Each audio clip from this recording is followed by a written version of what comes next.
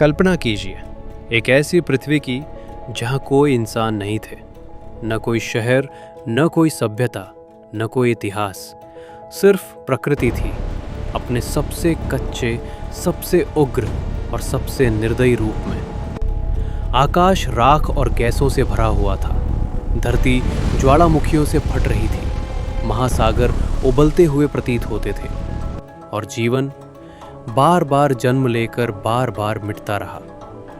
डायनासोरों की कहानी शक्ति से नहीं बल्कि विनाश से शुरू होती है। करीब 25 करोड़ वर्ष पहले पृथ्वी ने झेला अपने पूरे इतिहास का सबसे भयावह सामूहिक विनाश, पर्मियन ट्रायासिक एक्सटिंक्शन इवेंट। ये वो काल था जब जीवन लगभग समाप्त हो गया। समुद्रों में मौजूद अधिकांश प्रजातियां खत्म हो गई, स्थल पर फैले विशाल जंगल उजड़ गए, वातावरण जहरीली गैसों से भर गया, धरती लगभग मृत हो चुकी थी। लेकिन जीवन की सबसे अद्भुत सच्चाई यही है, वो हार नहीं मानता। लाखों वर्षों तक धीरे धीरे टूटे हुए इकोसिस्टम्स फिर बनने लगे, नई प्रजातियां उभरी, नई एवोल्यूशनरी दौड़ शुरू हुई, अस्तित्व की दौड़। ये था ट्रायासिक पीरियड। उस समय पृथ्वी वैसी नहीं दिखती थी जैसी आज है। सभी महाद्वीप एक विशाल भूभाग में जुड़े हुए थे, पैंजिया। जलवायु अत्यधिक गर्म थी, रेगिस्तान फैले हुए थे, मौसम कठोर था, जीवन कठिन था। इस कठोर दुनिया में छोटे छोटे रेप्टाइल्स विकसित हो रहे थे। कुछ 4 पैरों पर चलते, कुछ तेज दौड़ते, कुछ शिकारी थे, कुछ शाकाहारी। और इन्हीं जीवों के बीच करीब 23 करोड़ वर्ष पहले एक नया समूह प्रकट हुआ। पहले डायनासोर। वे विशाल नहीं थे, वे डरावने नहीं थे, वे छोटे, हल्के और फुर्तीले थे। लेकिन उनके शरीर में छिपी थी एक क्रांतिकारी बनावट। सीधा खड़ा शरीर, पैर शरीर के ठीक नीचे, बेहतर संतुलन, तेज गति और ऊर्जा का अधिक कुशल उपयोग।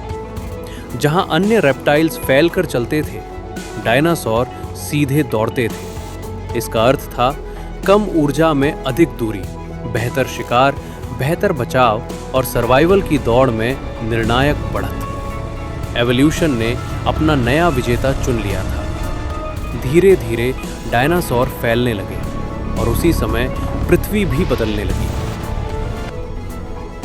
धीरे धीरे पृथ्वी के महाद्वीप अलग होने लगे।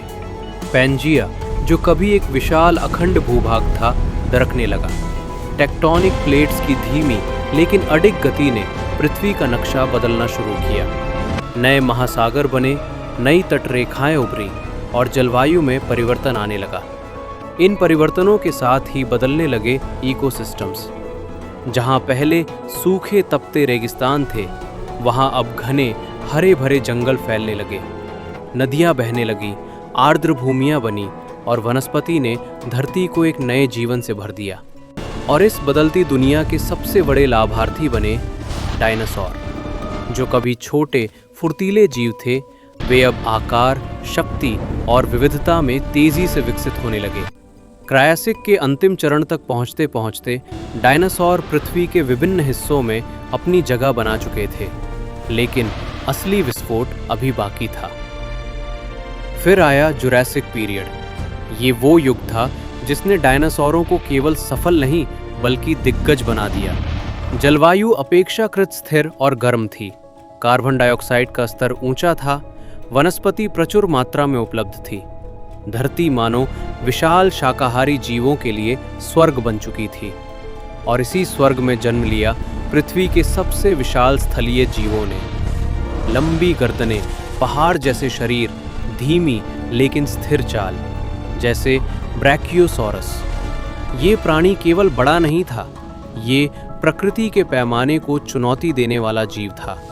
उसकी गर्दन इतनी लंबी कि वो पेड़ों की ऊंचाइयों तक पहुंच सके, जहां कोई और हर्बिवोर नहीं पहुंच पाता था। उसका विशाल आकार उसे अधिकांश शिकारी जीवों से सुरक्षित रखता था। उसकी हर चाल धरती को कपा देने वाली प्रतीत होती थी। लेकिन जहां विशाल हर्बिवोर्स थे, वहीं मौजूद थे उनके शिकारी।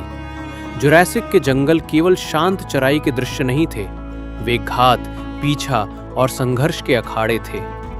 थेरोपॉड्स, मांसाहारी डायनासोरों का वो समूह जिसने गति, संतुलन और घातक हथियारों का अद्भुत संयोजन विकसित किया। तेज दौड़ने वाले पैर, मजबूत जबड़े, नुकीले दांत और शिकार को चीर देने वाले पंजे। ये शिकारी केवल ताकत से नहीं, रणनीति से शिकार करते थे। वे दूरी नापते, कमजोरी पहचानते और सही क्षण पर हमला करते।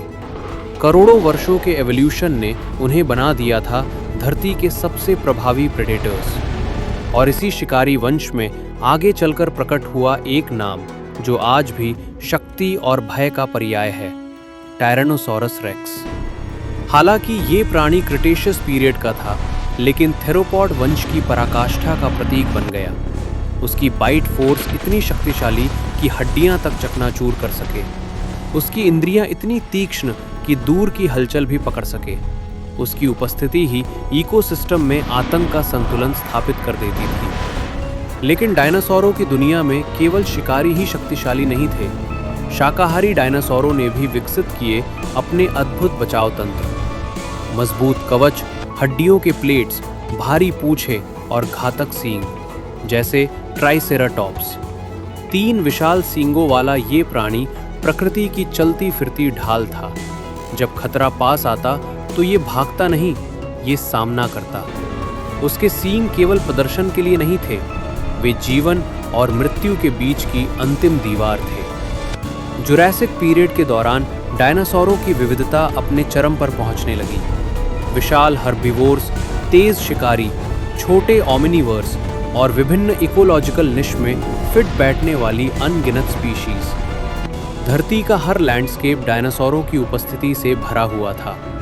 जंगलों में दिग्गज, मैदानों में दौड़ते झुंड, नदियों के किनारे चराई और हर दिशा में जीवन का विस्फोट। डायनासोर अब केवल जीव नहीं रहे थे, वे पृथ्वी के निर्विवाद शासक बन चुके थे।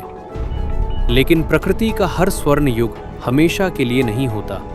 समय आगे बढ़ रहा था और ब्रह्मांड की गहराइयों में एक ऐसी घटना आकार ले रही थी जिसका प्रभाव केवल एक स्पीशीज पर नहीं बल्कि पूरी पृथ्वी पर पड़ने वाला था। समय के विशाल प्रवाह में पृथ्वी फिर बदली। जुरासिक पीरियड समाप्त हुआ और एक नया युग आरंभ हुआ, क्रिटेशियस पीरियड। ये वो समय था जब डायनासोरों का साम्राज्य अपने पूर्ण विस्तार, अपनी चरम विविधता और अपने सबसे जटिल इकोसिस्टम्स तक पहुंच चुका था। महाद्वीप अब पहले से अधिक अलग हो चुके थे। समुद्रों ने नए भूभागों को विभाजित कर दिया था। जलवायु में क्षेत्रीय अंतर स्पष्ट होने लगे थे। कहीं घने वर्षावन थे, कहीं शुष्क मैदान, कहीं दलदली तटरेखाएं। और हर वातावरण में डायनासोर मौजूद थे। धरती के जंगल विशाल हर्बिवोर्स से भरे हुए थे। खुले मैदानों में झुंडों की आवाजाही चलती रहती थी। नदियों और झीलों के किनारों पर जीवन की निरंतर हलचल थी। लेकिन क्रिटेशियस पीरियड की दुनिया केवल आकार और शक्ति की नहीं थी।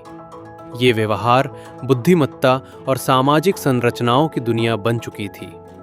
विज्ञान आज संकेत देता है कि अनेक डायनासोर अकेले नहीं रहते थे, वे झुंडों में चलते थे।